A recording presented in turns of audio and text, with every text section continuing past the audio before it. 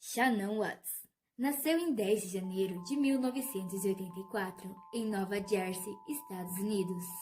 Shannon é filha de Frank Ruzick e Sandra Ruzick. Shannon também tinha um irmão mais novo, chamado Frank.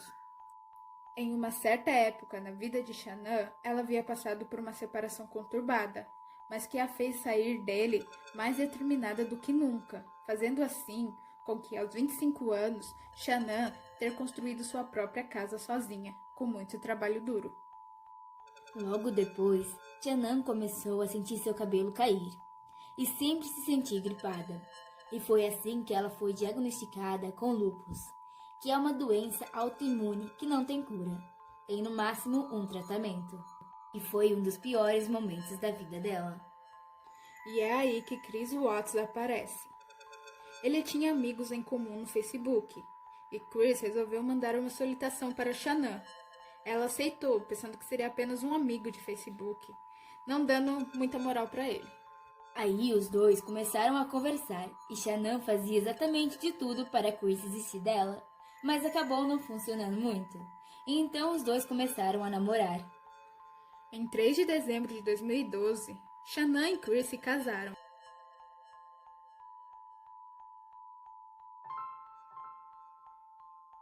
No mesmo ano, Shannon e Chris se mudaram para o Colorado, mais especificamente para Denver. Shannon relatava em seu Facebook que Chris era o amor da vida dela, que ele era o melhor homem do mundo e ela era claramente apaixonada por ele. Shannon não podia engravidar por causa da doença, mas em dezembro de 2013 ela deu à luz a primeira filha, Bella, e um ano depois, em 17 de julho de 2015, eles tiveram a filha Celeste, que eles chamavam a maior parte do tempo de Ceci. Chris trabalhava como operador em uma empresa de petróleo e gás, e Shannon trabalhava com adesivos, que liberavam substâncias benéficas. Ela trabalhava como se fosse uma representante dessa empresa de adesivos, fazendo assim então com que Shannon pudesse trabalhar em casa perto das filhas, usando mais das redes sociais. A família de Shannon aparentava ser uma família muito unida e feliz, que quase não tinham problemas. O Chris era um super paizão, sempre participando da rotina das crianças. Shannon sempre postava em seu Facebook vídeos da família, sempre se divertindo, brincando e etc. Em 2018, algumas coisas começaram a mudar entre o casal, mas nas redes sociais continuava a mesma coisa. Shannon se mostrava feliz como se nada tivesse acontecendo, mas na real, Shannon estava triste e com a impressão de que Chris estava um pouco frio com ela, não demonstrando tanto quanto antigamente. Ela chegou até a comentar com algumas amigas dela sobre. Shannon sempre tentava conversar com Chris, para resolver as coisas e eles voltarem com a chama de antes. Mas Chris não parecia dar tanta importância, sempre colocando uma barreira entre eles e se distanciando cada vez mais. Em conversa com amigas, Shannon sempre tentava achar o problema nela, para tentar resolver. Mas conforme o tempo foi passando, Shannon começou a desconfiar que Chris tinha uma amante. Porém, nesse mesmo ano, Shannon engravidou de seu terceiro filho, dessa vez um menino. E essa gravidez fez Shannon ter muita esperança que Chris poderia voltar a ser como antes, por ele sempre ter sido um super pai com as meninas e sempre ter desejado o menino. Shannon publicou até um vídeo em seu Facebook em que conta para Chris que eles estão esperando por um menino. Chris se mostra super feliz e emocionado no vídeo. Logo depois, Shannon resolve fazer uma viagem com as filhas para a casa dos seus pais. Elas ficaram um mês por lá. Após Shannon pressionar um pouco, Chris se juntou a elas na última semana da viagem. Shannon achou que por ficarem um período longe um do outro, as coisas ficariam melhores entre eles. Porém, Chris continuou distante e frio com ela. Após a viagem, Chris começou a comentar sobre se separar e etc. Mas Shannon pareceu não se importar muito, já que faria uma outra viagem, agora a trabalho. As meninas ficaram com o pai e Shannon partiu com sua amiga Nicolette. A viagem correu tudo bem. Shannon ficou 3 dias fora. Na volta, ela e a amiga voltaram conversando sobre sua gestação, e ela comentou que teria uma consulta no dia seguinte. porque não estava se sentindo bem. Sua amiga, Nicolette, então a deixou em frente à casa e seguiu embora. No dia seguinte, no dia 15 de outubro de 2018, a amiga tentou entrar em contato com Shannon para perguntar sobre a consulta. Enviou várias mensagens e nada de Shannon responder as mensagens e atender as ligações. A amiga então resolveu ir até lá, ver o que estava acontecendo. Chegando lá, ela gritou por diversas vezes e nada de alguém atender. A amiga notou que o carro estava na garagem e que então provavelmente Shannon estaria em casa. Então ela tentou ligar mais algumas vezes, gritou mais um pouco e nada de Shannon. Ela pensou na teoria de que Shannon poderia estar desmaiada ou até mesmo com alguma dificuldade lá no andar de cima. A amiga então resolveu ligar para os pais de Shannon, mas eles estavam longe e não sabiam o que estava acontecendo. Cold então resolveu chamar a polícia. Ela contou à polícia que Shannon não estava se sentindo bem na noite anterior e que nesta manhã ela teria uma consulta. Porém, ela não respondia às mensagens e ligações. A polícia chegou ao local, olhou tudo ao redor e não tinha nada suspeito, a não ser o fato dela não atender.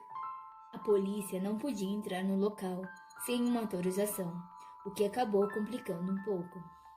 Um pouco depois, a polícia conseguiu entrar em contato com Chris Watts, que estava no trabalho. A polícia perguntou se ele sabia de alguma coisa. Ele disse que não sabia nem que ela estava passando mal, e que ele tinha saído de casa por volta das 5 horas da manhã para ir trabalhar, e que deixou Shannon e as meninas dormindo em casa. O policial explicou tudo o que estava acontecendo e disse que Shannon poderia estar desmaiada no andar de cima e que ele precisava de autorização para entrar. Chris autorizou a polícia a entrar. A polícia entrou, olhou por todos os cômodos e nada de Shannon e das duas meninas. O mais estranho de tudo era que tudo de Shannon estava na casa: o carro com as duas cadeirinhas, o celular, a carteira, os remédios e até a aliança. As coisas estavam cada vez mais estranhas. A polícia até perguntou se ele e Shannon tiveram alguma briga que fizesse com que Shannon se estressasse e saísse de casa. Chris falou que não, que na noite anterior eles até conversaram sobre o divórcio, que eles não brigaram nem nada e que foram dormir por volta das 2 horas da manhã. E logo depois ele acordou por volta das 4 horas da manhã para ir trabalhar. No mesmo dia, algumas horas depois, outro policial perguntou a Chris se eles haviam brigado, e a versão de Chris já começou a mudar. Nessa nova versão, ele disse que os dois haviam conversado pela manhã. A polícia começou a achar estranha a maneira com que Chris estava se comportando durante todo o processo de busca. Ele estava se mostrando muito tranquilo em relação a encontrar a esposa e as duas filhas. A polícia achava que ele tinha que demonstrar um pouco de tristeza, se não pela esposa, pelo menos pelas filhas. Aí, um vizinho disse que tinha uma câmera de segurança que mostrava um pedaço da casa dos Watts. A polícia pediu para ver as imagens e Chris foi junto. Nas imagens, dava para ver por volta das 5 da manhã Chris estacionando o carro bem em frente à casa e colocando algumas coisas na caçamba da caminhonete. No mesmo instante em que ele percebe que foi filmado pela câmera, ele começa a mudar seu comportamento, ficar nervoso, colocar a mão na cabeça. Era nítido que alguma coisa naquela filmagem deixou ele nervoso. Ele começou a se comportar como deveria estar se comportando desde o começo. Até o próprio vizinho comentou com a polícia que ele não estava normal e que ele não era daquele jeito. Naquele momento, o desaparecimento já havia se espalhado por todo o lugar, todos os jornais e etc. Chris até deu entrevistas em jornais fazendo apelos para que, se a esposa e as filhas estivessem assistindo, era para elas voltarem para casa, sempre calmo e tranquilo como sempre. A polícia, já experiente com esses tipos de casos, pediu para que Chris fizesse o teste do polígrafo, para ver se ele estava falando a verdade. Enquanto isso, a polícia conseguiu chegar até uma amante de Chris, Nicole Kasinger, de 30 anos. Ela contou para a polícia que eles ficaram algumas vezes, mas que não era nada sério e que Chris havia falado para ela que estava se separando. A polícia então liberou Nicole e focou em Chris. O teste do polígrafo saiu e Chris foi completamente reprovado.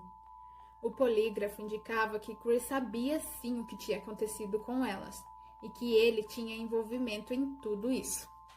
A polícia foi pressionando Chris cada vez mais e ele disse que gostaria de falar com seu pai.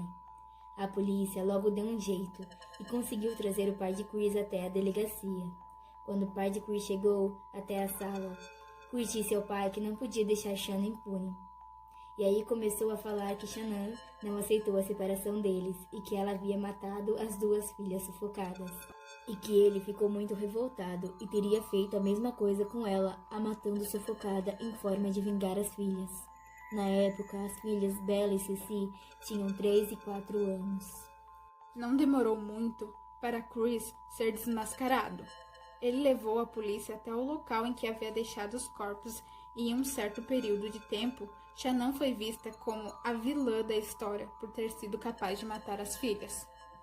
Saindo a perícia do corpo, foi dado que Shannon morreu antes das filhas, não tendo então como ela ter matado as próprias filhas. Então Chris acabou confessando para não pegar pena de morte, fazendo assim com que ele pegasse 4 prisões perpétuas.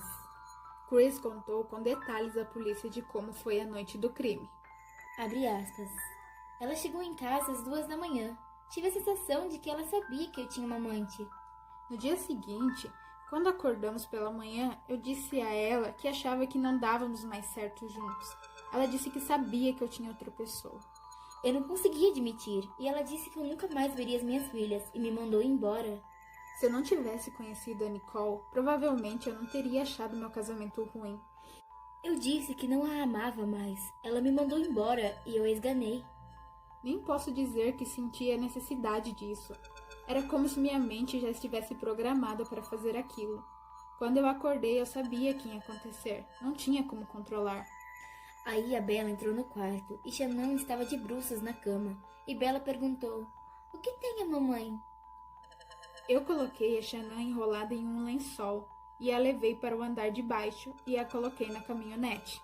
Depois, em seguida, coloquei as meninas nas cadeirinhas e elas em todo momento perguntavam se a mamãe estava bem e eu dizia que ela ia ficar bem. Enquanto eu dirigia, elas ficavam lá, sentadas, meio que dormindo e se abraçando uma no colo da outra.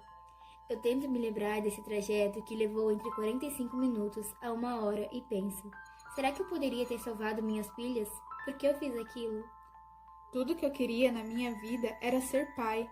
Minhas filhas me amavam. Nada daquilo fazia sentido. Quando eu cheguei no local, a Ceci foi a primeira. Eu cobri o rosto dela com um paninho e ela não relutou. Depois foi a vez de Bella e ela perguntou, o que aconteceu com a Ceci? E toda vez que eu fecho os olhos, eu a vejo perguntar, papai, não! E foi isso. Opa, galera, então esse foi o vídeo de hoje. Esse foi um dos casos que mais nos deixaram triste. Enfim, recomendo muito vocês assistirem o documentário no Netflix, que mostra tudo tintim por tintim. Então, se você gostou desse vídeo, se você nunca tinha ouvido falar sobre o caso, deixa seu like e comenta aí embaixo o que você achou. Aproveitem para se inscrever no canal, para não perder novos vídeos como este. E seguir a gente no nosso Instagram, @diariamentecurioso. Então é isso, galera. Muito obrigada por terem assistido até aqui. Valeu!